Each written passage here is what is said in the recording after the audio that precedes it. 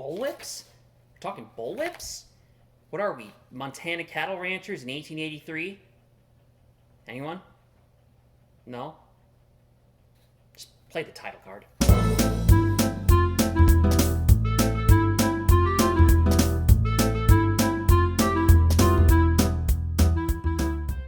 Hello everyone and welcome back. I'm your host, Mr. Interest, here today to talk about a potential looming risk we see to the market these days. Over the last couple months, we've been bombarded with really what feels like an absolute deluge of data. We had every public company report quarterly earnings. We got inflation data. We got employment data. And for the most part, everybody was very positive about it. It sounded like things were moving in the right direction. But the market then kind of acted very pessimistically, and they chalked this up to a bear market rally. Basically, they didn't think this was going to hold much water, and we're going to start to see things get worse again. So company Q2 earnings were a bit of a mixed bag. The actual results companies reported were pretty average. Most were decent. A lot of them were considered near misses. What people paid a lot more attention to was the earnings guidance. It definitely felt like the way that companies were setting up the rest of this year and next year was what people really read into. We saw this particularly with Microsoft and Nvidia. Microsoft gave really optimistic guidance and it blew the market up. Nvidia pulled back their guidance just for next quarter and the market had a heart attack basically. It's been just this absolute roller coaster of reactions when it comes to earnings data. Then we look at inflation data. July inflation came in at 8.5%, lower than was expected. Expected was 8.7%, and it was down from last month at 9.1%. That was the big reaction everybody had. Everyone rejoiced. They said that the worst was over, and everybody was ready to, pop the champagne. Then Jerome Powell happened at Jackson Hole this week. He basically said that price stability is their most important goal and they will do whatever it takes to rein it in, even if it means affecting the record low employment numbers. Speaking of which, we saw that too. We saw 528,000 new jobs added. Unemployment is at 3.5%, which is pretty much a record low.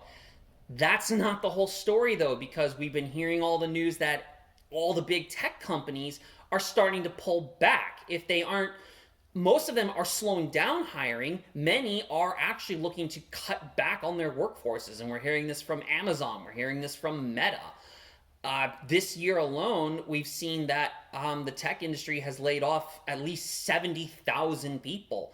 That definitely doesn't seem to line up with this rosy picture that the employment data is painting. And for us personally, things seem to be getting a bit back to something resembling normal. We're seeing gas prices come back down after the crazy shock we saw earlier this year. It's back under $4 a gallon in our neck of the woods. It's very nice to know that we can fill up our gas tank without having to take out a personal loan to do it.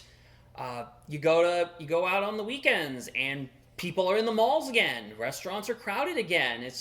It's this feeling like, you're coming out of a bomb shelter you've been huddled in for the last several months and the sun blinds you, but at the same time, you're just in awe of like all the color and all the wonder around you.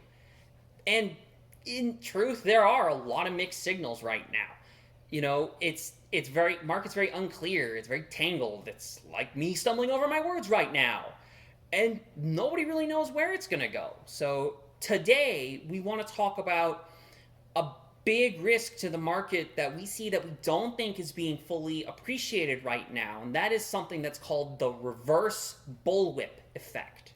So before I explain this weird-sounding term, let's talk a little bit about the situation that a lot of companies find themselves in. So my partner, Miss Interest, worked in manufacturing for a long time, so we're going to use that as an example. The trend that a lot of manufacturing companies were using is what's called lean manufacturing. And it sounds again, more weird sounding terms, but one of the core tenets of lean manufacturing is you follow what's called a just-in-time supply chain. So you keep as few raw materials on hand as possible to fulfill the orders that come in. So you keep only the material you need to get orders out the door. No more, no less. Always two Sith there are, no more, no less. Or what is that? What's Gandalf's line? A wizard is never late or early, he's always right on time. Okay, yeah, I'm making the nerdy references again. What are you going to do about it? And then the pandemic changed everything. Shocking, I know. But what kinds of things happened? We saw things like factory shutdowns. We saw reduced labor availability. We saw freight costs start to skyrocket. And then on top of all of that, we started to see more geopolitical tension between China and the West. So with all of this added pressure, companies started shifting their supply chain management to what's called just in case. So with just in case, companies buy enough raw materials in order to meet a certain amount of anticipated demand. So in this case, this would be something like expected sales. The goal here is keep enough inventory on hand to minimize the risk of running out of stock at all, as much as possible. So you're seeing companies that used to keep maybe 3 months worth of inventory on hand are now keeping 6 months of inventory worth on hand. And they are deciding how much inventory to keep based on their annual sales forecasts. So from here, can you see any potential risks? Here is what stands out to us. First, the demand that's being created is not demand for products by consumers. It is simply manufacturers and suppliers scrambling to build inventory for fear of a future supply chain disruption. This has created something known as the bullwhip effect. To me, I kind of get that image of like you see those big muscle people slamming those ropes down. You see it starts out small near them, but farther down the rope, the wave they make gets bigger and bigger. That is the result of this person at the beginning orders more. So the person after them orders more from their supplier, who orders more from their supplier. And increasingly, we start to see people holding a lot more inventory than they would have before. Secondly, any real demand coming from consumers that might have seen a boost from the pandemic and other macroeconomic effects may soon start to slow down, and it could do so in a dramatic fashion.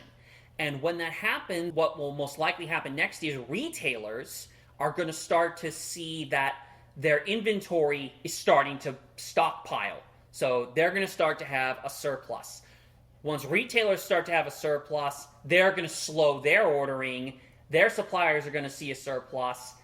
Then they slow down, and upstream gets more of a surplus, and so on and so on. So this is called the reverse bullwhip effect. And we say that because, just like in the first example, consumers' increased demand started this whole knock-on effect. Now consumers slowing demand is creating the reverse knock-on effect. And where you actually are already starting to see this take place is in the consumer graphics card market. We're seeing NVIDIA and AMD, two of the biggest graphics cards makers, are suddenly left with a ton of inventory on hand. During the pandemic, we saw massive demand from people doing crypto mining, from people building PCs and upgrading their computers because they had nothing else to do. And now that crypto's kind of, come and gone, and we're seeing they're pushing their new lines, now they're left with a ton of excess inventory. During a bullwhip, the risks associated with inventory management are more likely to be underestimated. And once the bullwhip reverses, you're going to see a sharp weakening of demand. That demand weakening is going to see a lot of orders get canceled. Once a lot of orders get canceled, that starts to feed back on itself and create this large-scale slowing down of the economy. So there's an organization called the ISM, the Institute for Supply Management. They have the exciting task of tracking supply data across a number of industries, including manufacturing. If we look at their report from July, what we see is that they track two key things they track are new orders and inventories. So for July, we've seen that new orders have actually slowed down for the last 2 months since June, but inventories have actually grown and been growing for the last year. If we look at the ratio of new orders to inventory and we look at it over time for the last few years, what we see is that at the beginning of the pandemic, there was a huge demand shock. Everybody remembers the toilet paper incident. There was heavy demand and supply was constrained. So new orders were very high, inventories were low. We see this ratio shoot up really high. Then, as supply caught up, we see this number start to trend back down. We're getting to that point now where new orders are going down, inventories are going up, that ratio is getting smaller and smaller. It's approaching parity.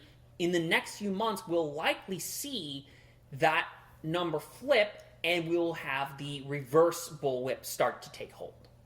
Once we see the bullwhip reverse, we're going to see retailers with a glut of inventory, and that is going to have a massive deflationary pressure on the economy.